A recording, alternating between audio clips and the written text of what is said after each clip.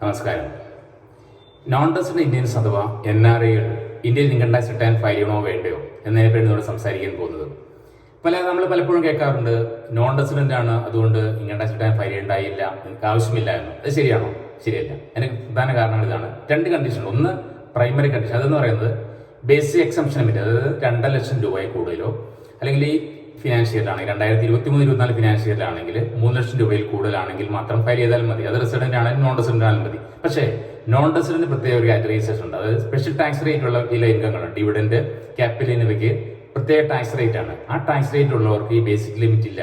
അവിടെ 2 ലക്ഷം 3 ലക്ഷം എന്നുള്ള കാറ്റഗറൈസേഷൻ ഇല്ല. എത്ര എമൗണ്ട് ആണെങ്കിലും നമ്മൾ റിട്ടേൺ ഫയൽ ചെയ്ത് ടാക്സ് അടയ്ക്കേണ്ടതുണ്ട്. പിന്നീട് വരുന്ന പല കേസുകൾ എന്ന് പറഞ്ഞാൽ ഡെപ്പോസിറ്റിന്റെ കേസാണ്.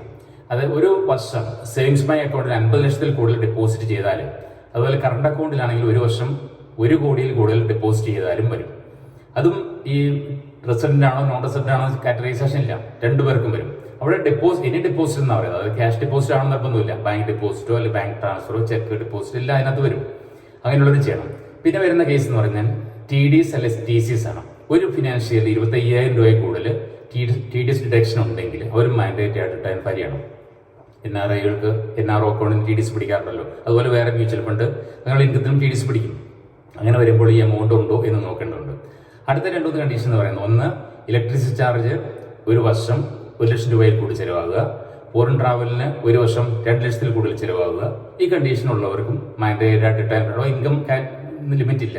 എത്ര ഇൻകം ആണെങ്കിലും അവർ ഫയൽ ചെയ്യണം. പിന്നെ അതുകൊണ്ട് ആരെങ്കിലും റിട്ടേൺ ഫയൽ വിട്ടുപോയിട്ടുണ്ടെങ്കിൽ അവർക്ക് ഇപ്പോഴും ചെയ്യാൻ സമയമുണ്ട്.